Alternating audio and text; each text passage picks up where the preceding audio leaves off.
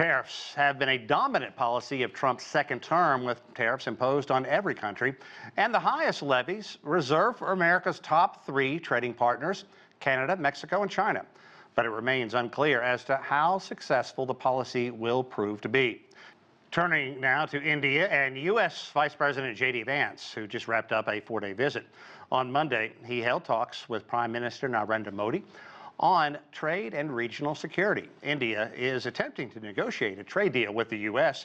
during this 90-day pause on higher tariffs. And according to the U.S. Vice President, things are progressing. And we are especially excited to formally announce that America and India have officially finalized the terms of reference for the trade negotiation. I think this is a vital step. Huge. Well, the deal could be worth $500 billion by 2030, and the U.S. remains India's largest trading partner, with President Trump expected to meet Modi at the upcoming Quad Summit later on this year.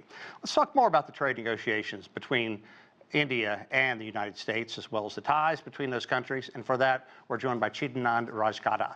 He is the foreign editor and U.S. bureau chief of the Times of India. Welcome to the program. Glad you can take time to chat with us.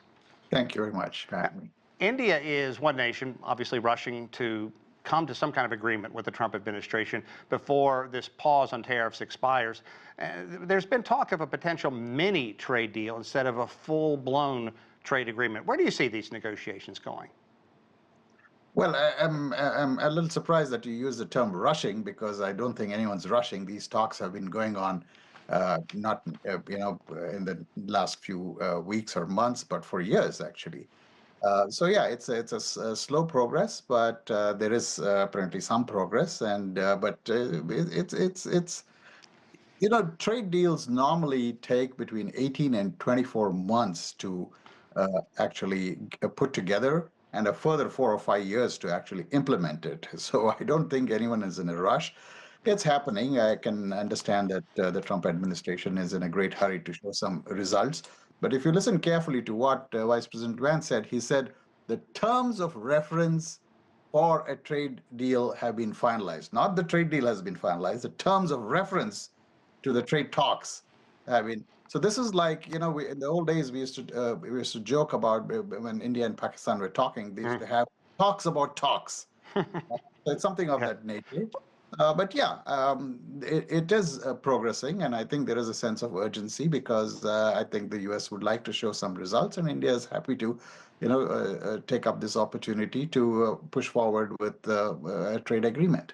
Well, I guess I used the term rushing, and maybe a sense of urgency would have been better because of the 90-day clock that is ticking. And Vice President JD Vance had a very sobering take on world affairs this week while in India, saying that if India and the U.S. can't work together, in his words, it will be a very dark time for humanity this century. That's pretty rough. Well, yeah, I mean, the thing is, these are two democratic nations, and so they should be able to work together. They should be able to come to an agreement. But like I said, these are complex issues. It's not like selling an apartment in New York, as someone remarked. These are very complex issues, and India and the U.S. have been talking about this for a long time, even going back to Mr. Trump's, President Trump's first term. And there are a lot of issues which involve, for instance, cultural sensitivities. When they talk about trade deal, and the biggest bone of contention between U.S. and India is what the U.S. calls non-tariff barriers. So the trade part is fine, the free trade is fine, but there are certain barriers which actually are culturally and religiously rooted. Let me give a specific example. The United States would like to sell its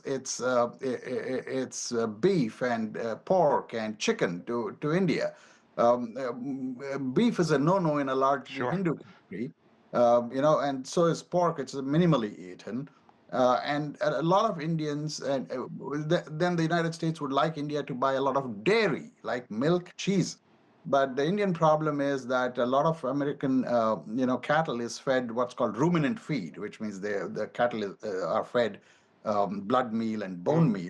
And that's culturally sensitive to India. That's something any Indian government is not going to compromise on, because they'll simply lose the next election. Now, so these are complex issues, and I think this will take a long time to navigate. I don't see anything happening immediately. And 75 deals in 75 days, absolute nonsense. 90 deals in 90 days, not going to happen. This is going to take months. This requires patience. This requires very careful negotiations. There are, sensitivities involved. Every country has a protectionist Right, right. outlook, and they should, because every country owes it to its people.